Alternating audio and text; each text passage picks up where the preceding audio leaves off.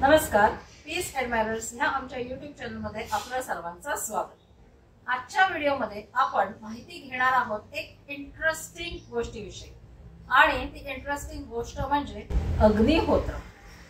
अग्निहोत्र शब्द ऐकून बऱ्याच जणांच्या मनात गैरसमज निर्माण होतात, पण आज हा व्हिडिओ पूर्ण पहा, ज्यामध्ये तुम्हाला अग्निहोत्र म्हणजे काय, अग्निहोत्र कसा करायचा आणि अग्निहोत्राचे फायदे काय, म्हणजे एकूणच अग्निहोत्राबद्दल 100% माहिती तुम्हाला ह्या व्हिडिओमध्ये मिळणार आहे आणि त्यासाठी व्हिडिओ शेवटपर्यंत पाहायचा आहे। तर सुरू करूया आपण आजचा आपला अग्निहोत्राचा व्हिडिओ। तर ह्या अग्निहोत्र जे हा एक जसं मी सांगितलंय की खूप इंटरेस्टिंग असा विषय आहे आणि खूप इंटरेस्टिंग असा कन्सेप्ट आहे। तर ह्याची माहिती घेण्यासाठी आपण आलोय साक्षी चव्हाण यांच्या घरी। तर मॅडम आपल्याला ह्या अग्निहोत्राविषयी सगळी माहिती आज देणार आहे। मी पुन्हा रिपीट करते, व्हिडिओ शेवटपर्यंत पहा, कारण अर्धवट ज्ञान हे खूप डेंजरस ज्ञान असते। तर मॅडम, आमच्या पीस ॲडमायरर्स ह्या यूट्यूब चॅनलमध्ये तुमचं स्वागत। मी अग्निहोत्र वर्ड हा फार वेळा रिपीट केला, जसं मी सांगितलं की आजचा विषयच आपल्या व्हिडिओचा तो आहे। तर सगळ्यात पहिला प्रश्न मी हाच विचारेन की अग्निहोत्र म्हणजे नेमकं काय? अग्निहोत्राची सर्वसामान्य जर व्याख्या करायची झाली तर एक छोटासा होम, छोटासा अग्नी जो सर्वसामान्य माणूस आपल्या घरामध्ये प्रज्वलित करू शकतो। प्रज्वलित जर मोठा शब्द वाटत असेल तर मी हे म्हणेन की बाबा आपण तो अग्नी पेटवू शकतो आपल्या घरी, ज्याला एक छोटासा होम म्हटला जातो, आणि तो कोणीही करू शकतो। गरीबातला गरीब, श्रीमंतातला श्रीमंत, स्त्री पुरुष हा भेदभाव नाही, त्यात कुठल्याच गोष्टीचा भेदभाव नाही, असा हा अग्निहोत्र असतो। म्हणजे समजलंच असेल की अग्निहोत्र म्हणजे एक होम आहे जो कोणीही करू शकतो। याच्यावर समजलंच असेल की हा व्हिडिओ सगळ्यांसाठी आहे। बा, तर हे जे अग्निहोत्र आहे की जो हा होम आहे ते कोणीही करू शकतो। तर नेमकी ह्याची सुरुवात कुठून झाली? अग्निहोत्राची सुरुवात जर आपण शास्त्रांमधून बघितली तर ती ऋषी कर्वा यांनी अग्निहोत्राची सुरुवात केलेली आहे। शास्त्रांमध्ये जे दिलेलं आहे ते त्यांनी आपण म्हणतो की आपलं जे शरीर आहे हे 5 तत्वांवरती आहे। अग्नी, वायू, जल, पृथ्वी, आकाश असे आपण 5 पंचतत्व म्हणतो। त्यातल्या अग्नीला त्यांनी प्राधान्य दिलं, त्या तेजाला प्राधान्य दिलं, आणि एक छोटासा होम सकाळ आणि संध्याकाळ जो अग्निदेवासाठी करतो, अर्थातच तो आहे तो सूर्यदेवासाठी, कारण अग्नी ही सूर्यदेवांचं प्रतीक मानलं जातं, अग्निदेवता म्हणून याला अग्निहोत्र म्हटलं जातं। अग्निहोत्राचा जर तुम्ही मिनिंग अर्थ बघितला तर त्याचा अर्थ असा होतो की अग्नी म्हणजे आग, आणि होत्र म्हणजे त्याला हील करणं, त्यातून हील करणं, त्यातून काहीतरी भरून काढणं। सो अग्निहोत्र हे असं आहे की त्या अग्नीद्वारे आपण वातावरणातली किंवा आपल्यातली जी कमतरता आहे ती भरून काढतो। ऋषी मुनींनी जो अग्निहोत्र सुरू केला होता तो वातावरणासाठी केला होता, प्राणी मात्रांसाठी केला होता, मनुष्यासाठी केला होता, वनस्पतींसाठी केला होता, म्हणजे युनिव्हर्ससाठी। युनिव्हर्स मधले जे काही निगेटिव्ह आहे, मग अगदी विषाणूंपासून ते वेगवेगळ्या गॅसपर्यंत त्याचं जलन व्हावं, ते त्यात भस्म होत जावं आणि एक पॉझिटिव्हिटी याच्यासाठी हा अग्निहोत्र असतो। अग्निहोत्र जसं आपण सांगितलं की हा एक यज्ञ आहे, एक होम आहे। होम म्हटल्यावरती आपल्याला पूर्वीचे चित्र डोळ्यासमोर आठवतात की असा मोठा यज्ञ मांडलेला असतो, ऋषी मुनी यज्ञ करत असतात, त्याच्यामध्ये आहुती वगैरे घालत असतात। पण आज त्या यज्ञापासून या अग्निहोत्रापर्यंत ह्याचं हे स्वरूप कसं बघायचं? मुळात मोठे यज्ञ हे नंतर आहे। तुम्ही कुठल्याही यज्ञाला बघा, जर कोणाकडे होम होत असेल ना तर तिथे तुम्हाला आधी एक छोटासा अग्नी प्रज्वलित केला जातो त्या अग्निदेवतेसाठी, आणि त्याचे मंत्रही वेगळे असतात, ज्याला व्यारती होम म्हणतात, आणि तो सुरुवात होतो, आणि त्याच्यानंतर मग तुमचे जे बाकीचे मंत्र असतात, मग कोणाचा शांती मंत्र असतो, कोणाकडे गायत्री मंत्र होत असतो, कुठेतरी मृत्युंजयाचा होम होत असतो, हे वेगवेगळे होम आहेत। पण त्याची जी सुरुवात होते ती एक व्यारती होमाचे 4 छोटेसे मंत्र असतात जे अग्नीला आहुती दिली जातात. जसं तुम्ही म्हणालात की त्याच्यामध्ये हवन सामग्री घातली जाते, तूप घातलं जातं त्या पद्धतीने. पण पर्टिक्युलर जर तुम्ही अग्निहोत्र म्हणालात करायचं तर ते कसं आहे की ते अग्निदेवतेसाठी सूर्यासाठी केलं जातं. त्यामुळे ते सूर्योदय आणि सूर्यास्त, सनराईज आणि सनसेट ह्या वेळेला तो. आणि जे तुम्ही म्हटलं होमाचे जे आहेत प्रकार किंवा त्याच्यासाठीचे जे असतात ते त्याला मग टायमिंग नाही, त्याला असं वेळेचं बंधन नाही. मग त्यातला जो छोटा होम आहे त्याला व्यारती होम म्हटलं जातं, जो तुम्ही कुठल्याही वेळेला करू शकता. बर, ह्या अग्निहोत्राला लागणारी सामग्री काय? कारण आता घरी होम करायचंय तर भटजीनं सांगितलं की ते सामान सगळं त्यांच्याबरोबर घेऊन येतात. पण जर हा अग्निहोत्र होम जर आपल्याला आपल्या घरी जर करायचं असेल तर त्यासाठी लागणारी सामग्री काय? सामग्री जर तुम्ही म्हणाल की जसं मी आता इथे समोर ठेवलेलं आहे, कारण आपण प्रॅक्टिकली पण बघणार आहोत, याला लागणारं साहित्य म्हणजे एक तर शेणाच्या गवऱ्या, गवडंग आपण म्हणतो त्या, आपण त्यातलं ह्या अशा काही आता बनवून मिळतात. म्हणजे आता म्हणतो ना आम्ही सिटीत राहतो बाबा शेण कुठून आणायचं काय, मग ह्या अशा रेडीमेड बनवतात. आणि ह्या गाईच्या शेणाच्या. कारण अग्निहोत्र किंवा होमासाठीचा एक नियम आहे की तुम्ही जे काही साहित्य वापरता ते गोमातेचं वापरा. गाईच्या शेणी, गाईचं तूप, ह्या 2 गोष्टी त्याच्यामध्ये येतात. त्याच्या व्यतिरिक्त अखंड तांदूळ हे यात काढलेले आहे, हे अखंड तांदूळ. आणि याच्यासाठी लागणारं पात्र स्पेसिफिकली होमाचं पात्र आहे ना एका डायमेन्शन मध्ये आपल्या ऋषीमुनींनी तयार केलेलं आहे. जसं आपण आता म्हणतो पिरामिड. जर तुम्ही होमकुंड आता मी इथे मांडलेला आहे म्हणून, पण हा जर तुम्ही उलटा केला तर तुम्हाला एक्झॅक्टली तो पिरामिड सारखा दिसतो. तर असं जर सरळ बघितलं तुम्ही त्याचं खोलगट भाग बघितला किंवा तो आपला होमकुंड, तर हे होमकुंड गाईच्या शेणी, गाईचं तूप आणि अखंड तांदूळ ह्या गोष्टी मात्र लागतात. एक नियम आपल्या प्रेक्षकांना सांगू इच्छिते, जर कोणाला सुरू करायचं असेल तर गाईच्या शेणी, तूप होतं आपल्याकडे पटकन, कधी कधी काही जणांना असा प्रॉब्लेम होतो की बाबा आमच्याकडे आता पात्र आहे. कधी कधी एखाद्याला होतही असं की बाबा आता पटकन जाऊन मी लगेचच पात्र आणायला मला जमेल. प्रत्येकाचे कॅल्क्युलेशन. सो मी एक रिक्वेस्ट करेन, तुमच्याकडे मातीची दुबार दिसते, तुम्हाला जर अग्निहोत्र सुरूच करायचं असेल ना तुम्ही त्या दुबारतीपासून सुरू, तो अग्नी प्रज्वलित होणं महत्वाचं आहे. अर्थात कॉपरचं, तांब्याचं आपलं वेगळं विशिष्ट आणि पिरामिड शेप आहे, 100% आहे.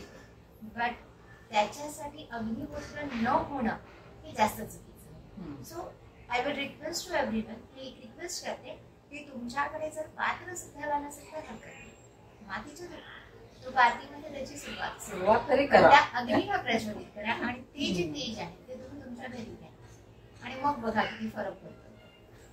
आपण अग्निहोत्राचे पुढचे प्रश्न घेऊयात, पण अग्निहोत्र कसं करायचं ते आधी आपण दाखवूया. नक्की. आता जसं मी तुम्हाला म्हटलं की मगाशी ह्या अशा शेणी आहेत, आता जसं तुम्ही अखंड शेणी पण वापरू शकता किंवा याच्यामध्ये तुम्ही 2 भाग करू शकता. सो मी आता इथे कसं केलेलं आहे की प्रत्येक शेणीच्या मी अशा 2 ट्रायंगल शेप केलेले आहेत आणि मी याच्यामध्ये ते मांडून घेतले. बरं, असं कंपल्सरी नाहीये की तुम्ही शेणी भरपूरच अग्निहोत्रासाठी मांडायला हवं. तुम्ही असे 2 घेऊन त्याचे असे 2 तुकडे केले मध्ये, तुमचे 4 तुकडे होतात. तुम्ही त्यातही अग्निहोत्र करू शकता, काही प्रॉब्लेम नाही आहे. स्पेसिफिकली पावसाळ्यामध्ये मात्र सांगितलं की कमीत कमी शेणीचा जरा वापर करावा, कारण स्पेसिफिकली गाईच्या शेणी लागतात. सो ह्या अग्निहोत्राच्या पात्रामध्ये त्याला तुम्ही मांडून घ्यायचं असतं. इथे तांदूळ आहेत, तांदूळ मात्र अखंड ते कुठेही असे तुटलेले तांदूळ असतात. तांदूळ तुम्ही कुठलाही वापरा पण अखंड वापरा. ते गाईचं तूप आहे, ते पिरामिड आहे. आता इथे मी कसं केलेलं आहे की थोडेसे आपले अखंड तांदूळ या प्लेट मध्ये मी ऑलरेडी घेतलेले होते आणि त्याच्यावरती 1 ड्रॉप तुपाचा घालून भिजवले. कारण या होमासाठी हा अग्निहोत्र प्रज्वलित केल्यानंतर आता तो होम आहे, कसं असं तुम्हाला काहीतरी समर्पणाला द्यावं लागतं. सो ह्या अक्षता ज्या आहे यांची आपण आहुती देतो, हे त्यात समर्पण करतो. अग्निहोत्र जे आहे हे पंचसाधनाचा मार्ग आहे. याच्यात 5 गोष्टींची तुमची साधना आहे. एक तुमचा यज्ञ होतो, दुसरं तुमच्याकडून हे दान जातं, म्हणजे तुमच्याकडून काहीतरी सुटतं. दुसरं आहे की हे तप आहे की जेव्हा तुम्ही करत राहता त्याचं फळही तुम्हाला मिळतं. कर्म आहे, कारण काही ना काही ही क्रिया आपण घडतं तुमच्याकडे. दुसरी गोष्ट याला स्वाध्यायी म्हणतात. जेव्हा तुम्ही अग्नीच्या समोर बसता तो अग्नी तुमच्यातली पूर्ण निगेटिव्हिटी आपल्याला घेतो. पण इथे आपल्याला आपल्या स्वतःचा पण परिचय होतो. कारण आपण अग्नीसमोर खोटं जगाला खोटं बोलू, स्वतःला तर नाही बोलू शकत. सो तुमच्यातला अहंकार असू दे, काही असू दे, त्या अग्नीमध्ये तो दहन व्हायचा. म्हणून ह्याला पंचसाधना मार्गही म्हणतात. अग्नी म्हणजे मला वाटतं नियमित जे अग्निहोत्र करतायत त्यांना ही क्लॅरिटी आली असेल की नेमकं अग्निहोत्र आम्ही करतो म्हणजे आमच्या हातून काय काय गोष्टी घडतात. हो, कारण यात तुम्ही अक्षतांची आहुती दिल्याशिवाय ते पूर्ण होत नाही. जरा वारा आहे इथे. आणि अर्थातच सहसा माणसाच्या हातनं काही सुटत नाही. होय, आजकाल ज्याच्यात देणं दान करणं ही क्रिया जरा कमी आहे. सो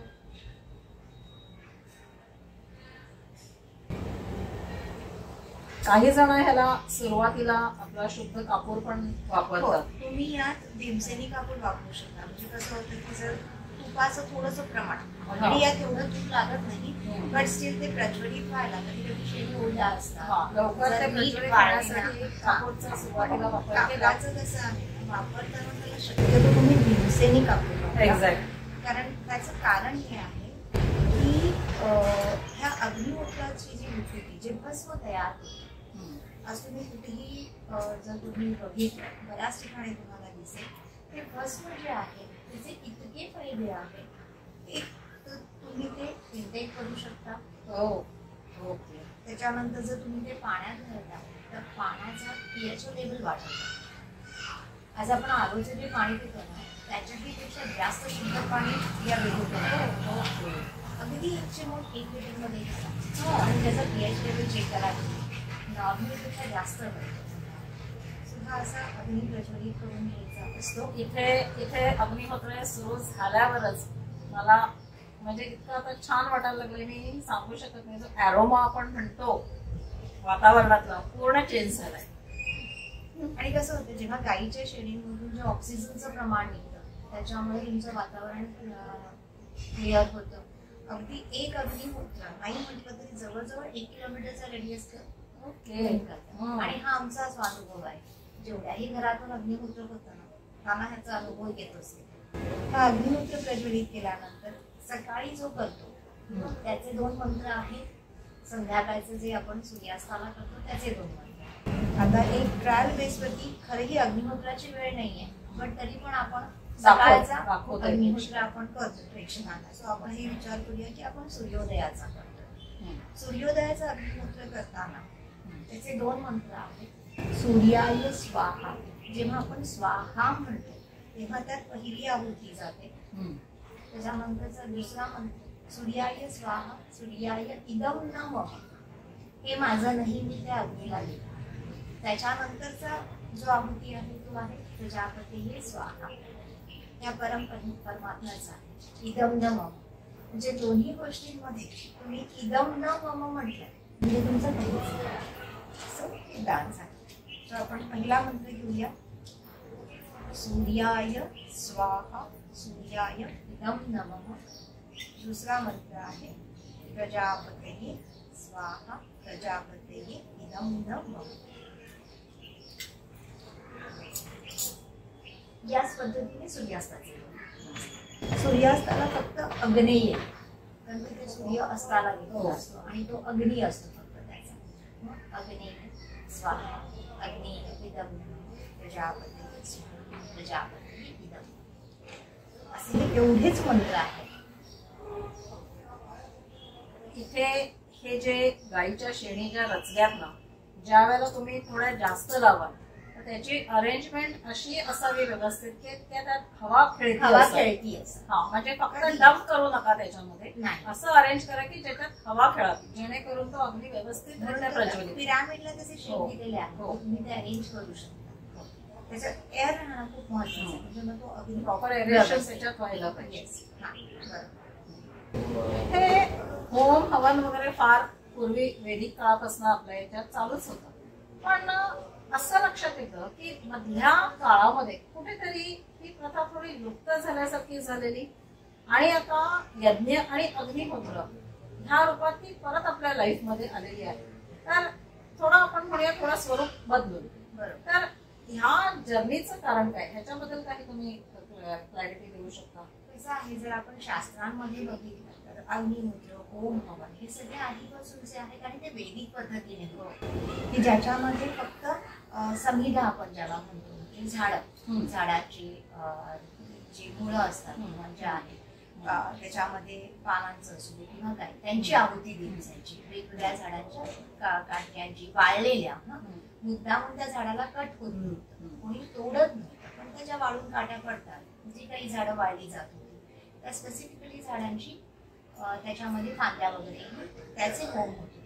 पण म्हणतो ना आपण की जसजसं युग बदलत गेलं तसतसा माणूस बदलत गेला, माणसाची तत्व बदलत गेली, त्याच्या जगण्याच्या पद्धती बदलत गेल्या, त्याच पद्धतीने या होमाच्याही पद्धती बदलत गेल्या. सो मध्यंतरी काही काळ असा आला की जिथे थोडीशी एक होमाच्या ऐवजी बली प्रथा आपण ती थोडीशी रूढ झाली.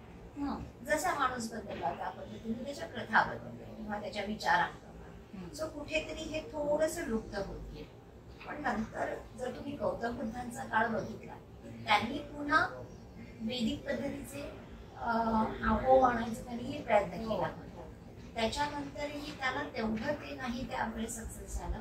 पण त्याच्यानंतर आपण म्हणतो अक्कलकोटीचे गजानन महाराज स्वामी समर्थांचे गुरु शिष्य परंपराप्रमाणे जे त्यांच्या गादीवरती आहे, अक्कलकोटीचे जे गजानन महाराज आहेत त्यांनी खऱ्या अर्थाने पुन्हा अग्निहोत्राचं पुनरुज्जीवन केलं. गौतम बुद्धांच्या नंतर पहिला सामयम त्यांनी शिवपुरी इथे अक्कलकोटमध्ये त्यांच्या शिवपुरी स्थानी त्यांनी केला, ज्याच्यामध्ये त्यांनी प्युअरली अग्निहोत्र हे गाईच्या शेणीपासून आणि गाईच्या शेणी आणि समीप ह्या पद्धतीने आणि त्याला स्वच्छ आणि कुठे जी बलिप्रथा प्राण्यांची आहुती प्राण्यांना ती त्यांनी कमी केली आणि ती इतकी आता लोकांमध्ये रूढ होत चालली. कारण खरंच तुम्ही सात्विकतेने करता तेव्हा त्याचं वेगळंच तुम्हाला विश्व मिळतं, कारण त्याच्यामध्ये तो टॉक्सिकपणा नाही आहे एखाद्या प्राण्याचा.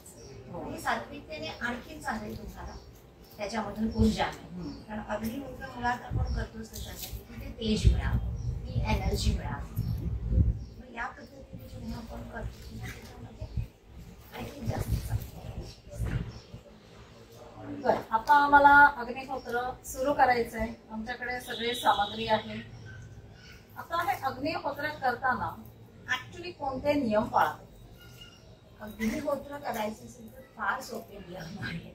जसं मी सुरुवातीलाच म्हटले की याला स्त्री पुरुष हा भेदभाव नाही आहे, याला कुठल्याही पंथाचा हे नाही, रेस्ट्रिक्शन नाही आहे. फक्त एवढंच आहे की तुम्ही ते स्वच्छ मनाने आणि स्वच्छ शरीराने ते करा. जसं आता सकाळी सूर्योदयाचं अग्निहोत्र करायचं असतं, समजा तुम्हाला उठायला उशीर झाला तर तुम्ही ऍटलिस्ट एक स्वच्छ हातपाय धुवून तर बसू शकता. आंघोळ करून करता तर खूप छान आहे, पण तरी नाही जमलं काही कारणास्तव तर स्वच्छ हातपाय धुवायचे आणि तिथे बसायचे.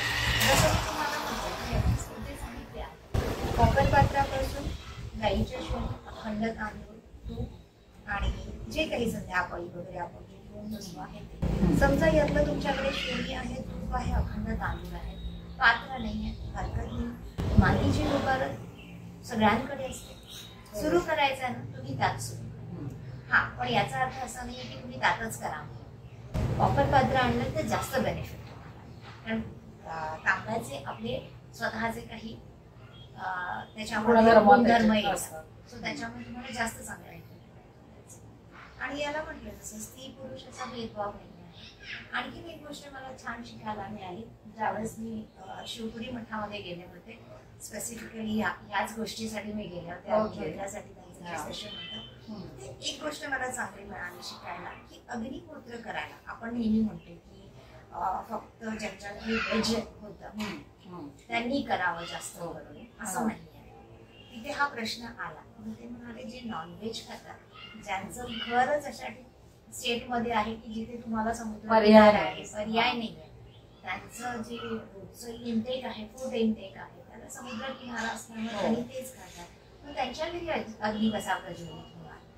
तर असं नाही आहे, तेही लोक करू शकतात. सो मी इन्सिस्ट करेन प्रेक्षकांना की जर तुम्ही नॉन व्हेजिटेरियन असाल तरी पण तुम्ही अग्निहोत्र करू शकता. हा फक्त एवढा प्रयत्न करा की नॉनव्हेज खायच्या आधी तुमच्या घरी अग्निहोत्र, म्हणजे सकाळी आपण अग्निहोत्र करून नंतर तुम्ही नॉनव्हेज खाऊ शकता आणि दुसऱ्या दिवशी सकाळी उठून आंघोळ वगैरे करून किंवा तुमच्या घरात जो व्हेज असेल त्याला करायला सांगा. हा थोडासा एक गैरसमज होतो लोकांमध्ये, अरे नाही फक्त व्हेजिटेरियन लोकांना करायचा, पण नॉनव्हेज खाणाऱ्याच्या घरी एक अग्नी कधी प्रज्वलित होणार, त्याला तसं तेज कधी मिळणार. आणि एकदा हे तुम्ही करायला घेतलं ना ऑटोमॅटिकली तुम्ही थोडं सात्विकतेकडे वळतात. म्हणजे तुमच्यातच तो एक सेन्स येतो. ह्या अग्निहोत्राच्या माहिती बरोबर तुमच्या लक्षात आलं असेल की ह्याच्याबद्दलचे बरेच गैरसमज पण आपले दूर होत आहेत. जसं एक तुम्ही सांगितलं, एक नियम सांगितलं की अग्निहोत्र सूर्योदय आणि सूर्यास्त ह्याच वेळेला करावा. आणि बरीच लोक ह्या रेस्ट्रिक्शनमुळे अग्निहोत्र करत नाही की नाही बाबा, एक एकदा मे बी त्यांचं काही प्रॅक्टिकल प्रॉब्लेम असतील, जॉब टायमिंग असेल किंवा घरच्या ह्याच्यामुळे करायला मिळत नसेल, व्हॉट एव्हर रिझन काही असेल, पण काही लोक सूर्योदय आणि सूर्यास्त आम्हाला हे टायमिंग नाही जमत म्हणून अग्निहोत्र करत नाही. तर ह्याच्याबद्दल तुम्ही काही सांगू शकता? खरं तर पहिली मी रिक्वेस्ट करेन प्रेक्षकांना की अग्निहोत्र हे एक डिसिप्लिन पण शिकवतं तुम्हाला. जर तुम्ही ते सूर्योदय आणि सूर्यास्ताला करत असाल आणि कुठेतरी आपल्याला ते एक वळण पण लागतं की हा टाइम मॅनेजमेंट म्हणतो ना, हा त्याच्यामुळे शिकायला मिळतो. बट स्टिल सपोज जर तुम्हाला सुरुवातीला त्याची सवय होईपर्यंत तुम्हाला ते जमत नसेल, कुठेतरी तो टायमिंग तुमचा चुकत असेल, तर अशा वेळेला तुम्ही गारती होम, एक छोटासा होम असतो, सेम अग्निहोत्रासारखा असतो, प्रज्वलित करायचा असतो, फक्त त्याचे मंत्र वेगळे असतात. तो तुम्ही करू शकता जेणेकरून त्या अग्नीचं तेज तुम्हाला मिळते. But again I will repeat की प्रयत्न करा अग्निहोत्र सूर्योदय आणि सूर्यास्ताचं करायला. हा एक ऑप्शनच नाही आहे, तर मग तो तुम्ही गारती होम करू शकता. कारण थोडे मंत्र वेगळे असतात. कारण काय होतं, एक एकदा मेट्रो सिटीज मध्ये वगैरे काही लोक जॉब साठी वगैरे एक एकदा 5:30ला किंवा 6 वाजता वगैरे त्यांना बाहेर पडायचं असतं, मे बी काही असेल किंवा नंतर कोणीही घरात असतील, तर ज्या कुठल्या ना कुठल्या कारणामुळे सूर्योदय आणि सूर्यास्त नाही मिळत टाइम ते, पण त्यावेळेला इतर टाइम आपण साध्य करून घरात कोणीही ते करू शकतो. आणखी एक आहे, अग्निहोत्राला नियम नाही की हीच व्यक्ती रोज बसली पाहिजे. इतर असं आहे की घरातली कुठलीही व्यक्ती करू शकते. त्यामुळे तुमच्या घरात जो कोणी असेल त्याला करायला सांगा. तुम्हाला वीकडेज मध्ये पॉसिबल नाहीये तर आय वुड रिक्वेस्ट की तुमच्या सुट्टीच्या दिवशी तरी प्रयत्न करा सगळ्यांनी मिळून, आयदर सकाळी किंवा संध्याकाळी. कारण अग्निहोत्राचा एक नियम आहे, तुम्ही सुरू केला काही कारणास्तव जर तो बंद पडला, ते डझंट मीन की तो तुम्ही स्टॉप करायचा. तुम्हाला जेव्हा जमतं त्या दिवशी अग्निहोत्र करा. तुम्ही बाहेर गावी गेला तर जाताना तुम्हाला हे जर पॉसिबल नसेल घेऊन जायला, ठीक आहे, घरी राहा. तुम्ही परत आलात की दुसऱ्या दिवशी सकाळी उठा आणि अग्निहोत्र करा. जे मेट्रो सिटी वाले आहेत, इव्हन तो कोणी असतो, खेड्यातही वेकेशनला वगैरे बाहेर जातो, 2-3 दिवस आपण सुट्टीसाठी कुठेतरी एन्जॉय करायला जातो, 2 दिवस हे झालं तरी चालतं. म्हणजे हाही गैरसमज दूर झाला की एकाच व्यक्तीने करायला पाहिजे असं काही नाही. एखाद 2 दिवस चुकलं अग्निहोत्र करायचं तरी हरकत नाही, पण ते आपल्या लाईफचा भाग आहे म्हणून तो करावा. कारण तो अगदीच तुम्हाला नंतर त्याची कन्सिस्टन्सी देतो की तुम्हालाच कुठेतरी वाटणार आहे नाही मला सकाळी अग्निहोत्र करायचं, आज वेळेवर झोप जायला पाहिजे, घरी झोपलं म्हणजे ही भावना तो अगदीच देतो तुमच्या. मला ह्या सगळ्या प्रश्नातूनच आणि एक प्रश्न सुचला. आता घरी आहेत एक समजा एक 5-6 लोक आहेत घरामध्ये, प्रत्येक जण कोणी कामाला जातं, कोणी शाळेत जातं आणि नंतर कोणी आजी म्हणा, आई म्हणा घरात असते, त्यांनी नंतर अग्निहोत्र केला, तर म्हणजे प्रश्न असा आहे की अग्निहोत्राच्या वेळेला घरातले सगळी लोक तिथे प्रेझेंट असायलाच पाहिजे का? आणि जरी नसली तरी जे प्रेझेंट नसतात त्यांना त्याचा कितपत फायदा होऊ शकतो? डेफिनेटली अग्निहोत्राचा फायदा हा सगळ्यांना होतो. तुम्ही घरात प्रेझेंट राहा काही नकार आहे. अग्निहोत्र करताना जरी एक व्यक्ती असली तरी त्याचं जे तेज आहे, जी ऊर्जा आहे ती तुमच्या अखंड घराला मिळते. शिवाय तिथे बसलेली व्यक्ती आहे, ऑब्वियस आहे, जर एखादी आता आई बसलेली आहे तिथे अग्नीसमोर प्रार्थना आपल्या मुलासाठी करणारच आहे. जी तिथे बायको आहे ती आपल्या नवऱ्यासाठी करणारच. सो ऑब्वियस झालं ना की तिथे ती प्रार्थना सगळ्यांसाठी आहे. सो ते तेज आहे, ती जी एनर्जी आहे ती सगळ्यांना आहे, ती ऊर्जा सगळ्यांपर्यंत पोहोचते आणि तुमचं घराचं शुद्धीकरण होत असतं. तसं आहे अग्निहोत्र जेव्हा तुम्ही प्रज्वलित करता, आम्ही आता जर करायला सुरू केले ना की तुम्ही आहे ना तुमच्या गॅस जर तुमचा ऑन असेल ना तर त्याच्या फ्लेमला चेक करा, तिथे फरक मिळेल तुम्हाला. त्याच्यामध्ये एक असा वेगळा ऑक्सिजन ऍड झाल्यावरती वातावरणात एक असा ब्ल्यूइश आणि एक वेगळा इफेक्ट मिळतो आणि तुम्हाला कळतं. जवळपास जर एखाद्याचं देवघर किचन मध्ये असेल तर डेफिनेटली त्याला ते कळतं. जर त्याचा गॅस ऑन असेल तर त्या फ्लेम मधला फरक कळतो. म्हणजे ऑक्सिजन लेवल वातावरणात वाढलंय हे तिथे लक्षात येईल. नाही, खरंच म्हणजे हा एक गैरसमज असतो की नाही अग्निहोत्र करताना सगळे प्रेझेंट असायला पाहिजे किंवा खूप असे काही गैरसमज आहेत याबद्दल, तेही आपल्या व्हिडिओमध्ये दूर होत आहे. आपण अग्निहोत्राचा स्पिरिच्युअल ऍस्पेक्ट आपण बघितला की बाबा एक काय काय फायदे आपल्याला मिळतात, पण आज अग्निहोत्राचे सायंटिफिक फायदेही प्रूव्ह झालेले आहेत. अग्निहोत्राचे अनेक फायदे आहेत, तर त्याच्यापैकी काही असे स्पेसिफिक जे आपण खास करून इथे सांगू शकतो, तर असे अग्निहोत्राचे फायदे. अग्निहोत्राचं हे जे भस्म तयार होतं हे टोटली कसं असतं, एक प्युअर फॉर्म मध्ये असतं. कारण गाईचे शेणी आहे त्याच्यामध्ये काही मिक्स नसतं, तूप आहे गाईचं, अखंड तांदूळ जे आपण इंटेक करतो तेच इथे वापरतो. कॉपर बाजरा कसं होतं, ह्याची जी भस्म आहे ते जर तुम्ही अगदी एक चिमूट भस्म तुम्ही 1 लिटर पाण्यामध्ये घाला आणि त्याच्यानंतर त्याला वस्त्रगाळ करून द्या, गाळून घ्या व्यवस्थित. आरो लेवल चेक करा, पिअरचं लेवल तुम्हाला तो वाढलेला दिसतो. म्हणजे तुम्ही जे आरोचं पाणी पिता 5 आहे 6 आहे त्याची मात्रा आपण पर्सेंटेज वाईज नसतो, हे भस्म घातल्यानंतर 7-8 ला पण जातो, इतकं प्युअर. दुसरी गोष्ट, शेवटी हे कसं आहे की आपण म्हणतो ना आता ऑर्गॅनिक फार्मिंग आपण म्हणतो, शेणखत वापरलं तर जास्त चांगलं आहे. ते काय आहे, गाईचं शेणाचं आहे. तुम्ही कुंड्यांमध्ये घालायचं, तुमच्याकडे कुंड्या असतील त्यात मोठी बाग असेल तर तिथे हे भस्म घाला आणि नंतर तुमची जी रोपं छान अशी टवटवीत फुललेली येतात किंवा ज्या झाडाला 1 फुल येत होतं तिथे आता 2 यायला लागली आणि त्याचं एक हिरवळ जे आपण म्हणतो ना छान एक तजेला येतो झाडांना, तो तुम्ही ऑब्झर्व करू शकता. दुसरी गोष्ट याच्यामध्ये आणखी आहे की हल्ली बरेचसे शेतकरी आपलं धान्य पेरायच्या आधी त्याला हे भस्म लावतात, जेणेकरून त्या पेरलेल्या धान्याला कुठे कीड लागू नये आणि त्याच्यापासून उत्पन्न छान आहे, तो तांदूळ चांगला यावा, टपोरा दाणा यावा, याच्यासाठी हे वापरलं. आता आम्ही जे कधी अग्निहोत्र करतो एक भस्म विभूती म्हणून तर आपण लावतोच आज्ञाचक्राला, त्याच्या व्यतिरिक्त हे कधी करतो असंच भस्म आम्ही काही होत नाही, उलट छान आहे. आणखी नाही काय म्हणजे आम्ही हे ट्राय पण केलेलं आहे, करतो सुद्धा.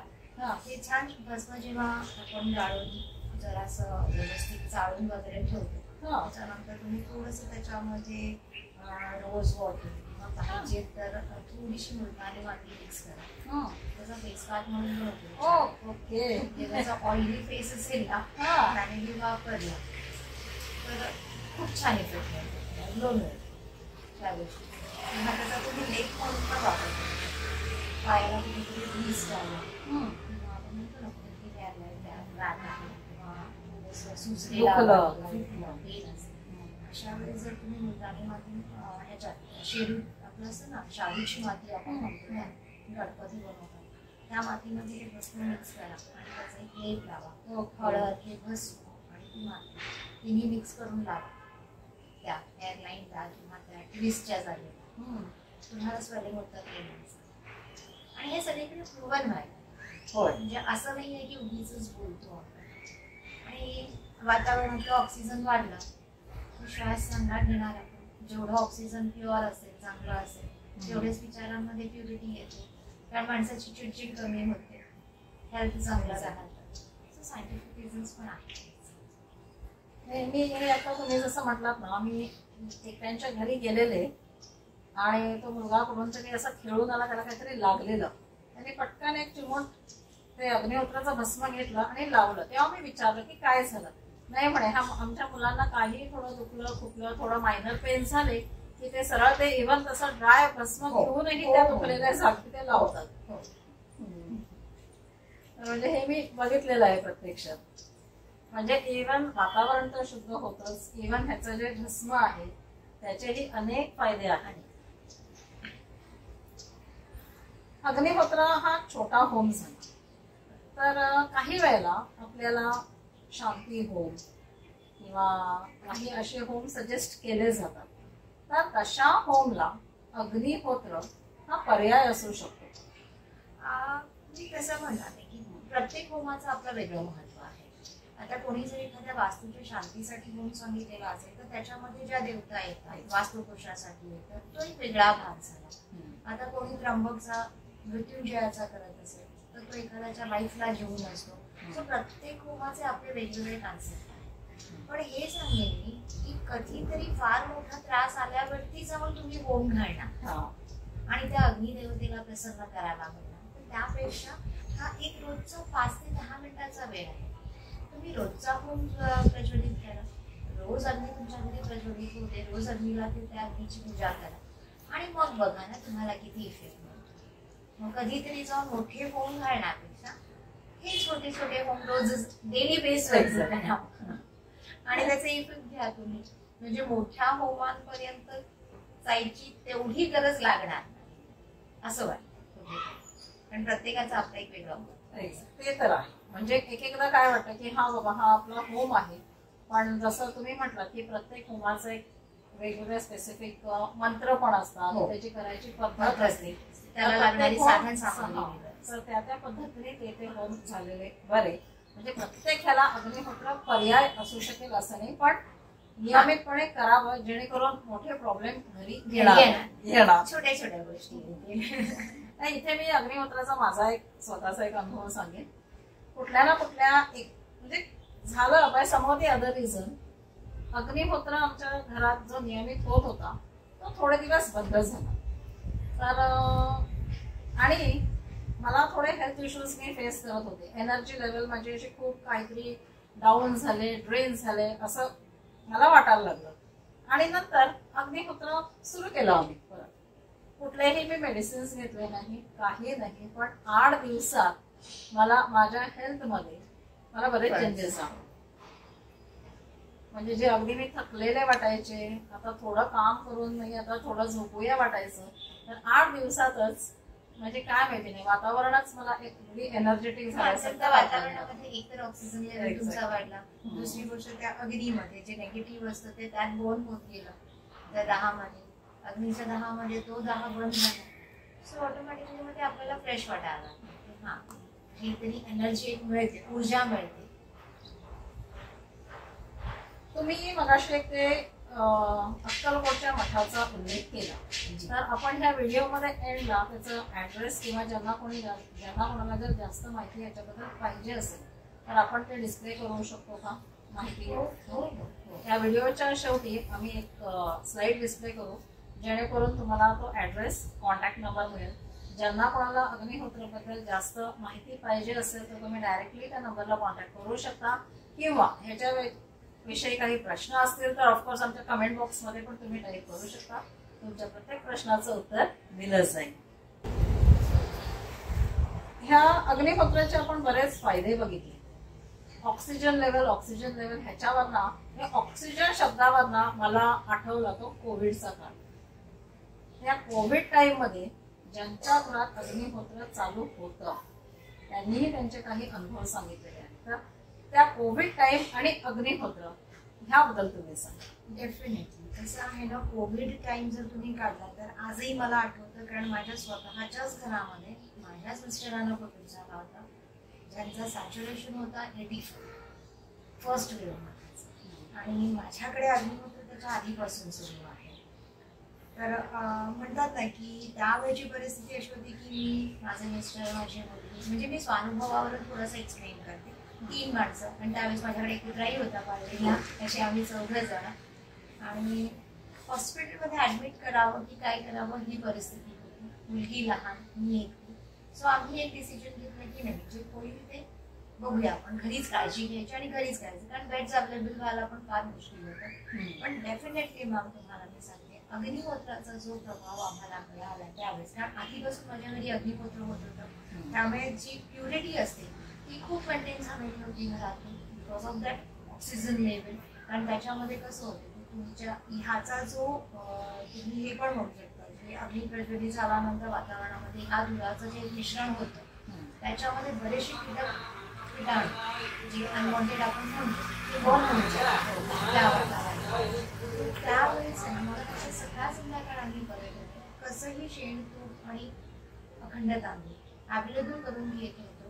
पण याचा उपयोग असा झाला की जो रेस्पिरेटरीचा त्रास होतो ब्रीदिंग सिस्टमला, तिथे तुम्हाला ऑक्सिजन घेताना त्रास होतो आणि किंवा प्युअर ऑक्सिजन नसेल तर ब्रीदिंग सिस्टमला जो त्रास होतो ना, तो डेफिनेटली याच्यामुळे खूप कमी झाला. जिथे मला नर्स हे सांगून गेली होती की बघा, जर तुम्हाला रेस्पिरेटरी त्रास झाला तर तुमची जबाबदारी, आणि मी लिहूनही दिला होता, बट त्याच्यावर मी हे सांगते की आम्हाला तो प्रॉब्लेम नाही फेस करावा. म्हणजे इतकं कोविडमध्ये ज्यांच्याकडे कोविडमध्ये अग्निहोत्र झालं ना, कोणालाही विचारत नाही, त्यांना बाहेर जायची गरजच लागली नाही हॉस्पिटलला, कारण त्या अग्निहोत्राच्या त्या फ्लेममध्येच तुमच्या आजूबाजूला असलेलं जे काही निगेटिव्ह होतं, दूषित वातावरण होतं, ते प्युरिफाय होत होतं डेली बेसिस. आणि त्यात तुम्ही घरात होता, लोकांच्या असंही काही रूल्स होते, त्यामुळे तुम्ही लोकांच्या संपर्कात तेवढंही येत नव्हतं. सो डेफिनेटली याचा उपयोग फार झालेला. आणि त्यावेळेस स्पेशली जे करत नव्हते ना त्यांनीही मग सुरू होय, खरंच त्यावेळेला बऱ्याच जणांनी त्यामुळे. आणि मग फर्स्ट वेव्ह नंतर फर्स्ट वेव्ह पासून त्यांनी सुरू केला ना, कारण सेकंड वेव्ह मध्ये ते चांगले जाईल. डेफिनेटली याचा फार छान उपयोग अग्निहोत्राचा. म्हणजे मला वाटतं एक केस अशी झाली की भोपाळचा गॅस लीक झालेला, होय, जगप्रसिद्ध आहे. एक्झॅक्टली. ते एकच घर वाचलेलं, नंतर रिसर्च केल्यावरती कळालं की तिथे अग्निहोत्र होतं. म्हणजे त्या प्रदूषणामध्ये ते एक फॅमिली वाचली. आणि कुठेतरी मला तर माझं स्वतःचं उदाहरण आहे की अग्निहोत्र खूप आम्हाला वाचलं. तर मला वाटतं अग्निहोत्राबद्दल बरीच माहिती आपल्याला ह्या व्हिडिओमध्ये मिळालेली आहे. बरेच गैरसमज पण तुमचे दूर झाले असतील. आज असं कुठलंच घर नाहीये की जिथे छोटे मोठे प्रॉब्लेम नाहीये. कुठलाच घर 100% अगदी सुखी आहे. मुलांचे असू दे, रिलेशनशिप मध्ये असू दे, फायनान्स असू दे, प्रत्येकाच्या लाईफ मध्ये कुठे ना कुठेतरी छोटे मोठे प्रॉब्लेम सतावतच असतात. But it's a part of life. पण जर अशा गोष्टी जर तुमच्या लाईफ मध्ये असतील तर तुमचं लाईफ तुम्हाला तुमच्या प्रॉब्लेमांना सोल्युशन काढायला खूप फायदेशीर ठरतं. तर खरंच असे अग्निहोत्रासारखे प्रकार तुमच्या जर डेली लाईफचे जर पार्ट झाले तर तुमचा अनुभव तुम्हालाच मिळेल. एक गोष्ट मॅम जाता जाता मी सांगू इच्छिते की ज्यांना प्रेक्षकांना जर असं वाटत असेल की बाबा हे खूप टफ आहे, हे कसं करायचं, सुरू कसं करायचं, तर बेळगावात अशी कितीतरी जण आहेत. इनफॅक्ट आम्ही सुद्धा ज्यांना असं वाटतं ना की आमच्या घरी अग्निहोत्र सुरू व्हावं, आम्ही स्पेसिफिकली सेवा म्हणून त्यांच्या घरी जातो आणि हे अग्निहोत्र प्रात्यक्षिक आम्ही त्यांना दाखवतो. इनफॅक्ट आम्ही एक ग्रुप असा जातो त्यांच्याकडे करतो परफॉर्म. आम्ही आमचं साहित्य घेऊन जातो, आम्ही परफॉर्म करतो तिथे, त्या घरामध्ये तो अग्नी प्रज्वलित करून देतो आणि मग नंतर त्यांनी ते कंटिन्यू करतो. सो हेही एक आहे ज्याला सुद्धा वाटत असेल की नाही बाबा मला जमत नाही आहे, मला आमच्या घरी येऊन तुम्ही करा आणि मग त्यासाठी मी सांगते ज्यांना कोणाला वाटेल ना तरी खरंच तुमच्या कमेंट्स बॉक्समध्ये द्यावं आणि सांगावं की बाबा आमच्या घरी येऊन तुम्ही हे करून दाखवा किंवा करा, आम्ही ते कंटिन्यू करतो. तेही होऊ शकतं, फक्त अग्नी प्रज्वलित होणं महत्वाचं आहे घरोघरी. आता जसं तुम्ही म्हटलात की तुम्ही हे रिस्पॉन्सिबिलिटी घेत आहे तुमचा ग्रुप. मी ह्याच व्हिडिओमध्ये कमेंट करते, आमचे ट्युशन क्लासेस आहेत. सुरुवात आपण मुलांपासूनच करूया, नवीन जनरेशन पासूनच करूया. अगदी येत्या 1-2 दिवसातच आपण आपल्या क्लासमध्ये एक अग्निहोत्राचा कार्यक्रम करूया नक्की. आणि त्याचाही व्हिडिओ मी आमच्या चॅनलवर अपलोड करेन नक्की. कारण खरंच ही माहिती मला वाटतं यंग जनरेशनला पोहोचणं जास्त गरजेचं आहे. तर खरं अग्निहोत्राचा कार्यक्रम आपण आपल्या क्लासमध्ये नक्की करायचा. आपल्या मुलांना आपण ह्याच्याबद्दल माहिती देऊया आणि त्याचे फायदे वगैरे सांगूया. हा व्हिडिओ ऍक्च्युली आम्ही बेळगावमध्ये शूट करतोय. तुम्ही जर इतर कुठल्या लोकेशन मधला जर हा व्हिडिओ पाहत असाल तर तुमच्या आसपास पण अग्निहोत्र केंद्र तुम्ही जर शोधले तर सापडतील. नाही तर तुम्हाला जर आणखी क्लॅरिटी हवी असेल की एक्झॅक्टली कसं करायचं, काय करायचं, तर तेही आमच्या कमेंट बॉक्समध्ये टाईप करून सांगा. तर तोही आम्ही एक सेपरेट व्हिडिओ तुमच्यासाठी नक्की करू. तर खरंच मॅडम, हे अग्निहोत्र हा जो एक इतका छान असा विधी आहे त्याच्याबद्दल खूप तुम्ही छान माहिती दिली. लोकांचे सगळे गैरसमज पण ह्याच्याबद्दलचे दूर झाले. तर त्याबद्दल तुमचे खूप खूप आभार.